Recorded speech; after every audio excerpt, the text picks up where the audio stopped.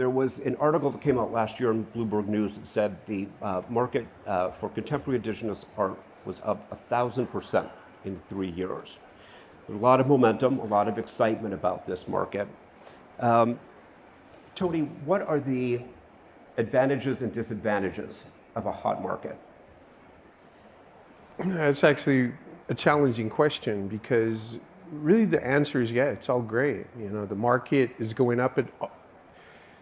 I'd like to say that I always saw it happening. You know, I knew it was inevitable. I mean, from the very beginning, because I saw the work was deep, rich, and meaningful in content. It was tied to indigenous, source, coming from a place of tradition, coming from, this, rich tradition of creativity, but it was entering into a mainstream way of thinking about current topics of, everything from global climate change to urbanity. So many of the contemporary artists are dealing with the past, but bringing it into the here and the now. There's some powerhouses that are, people like Jeffrey Gibson and people like Kent Monkman and certainly, and these are all living artists who are reaping the benefits of it, who probably can go out tomorrow and buy a boat.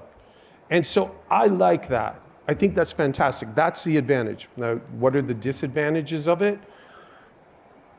It enters us into this place where the market is temperamental. And so people assume that somehow that this market, it'll, ebb and flow and it'll change and it'll develop. And it's bringing a lot of the top 5, top 10 artists, like cream to the top of the milk, right?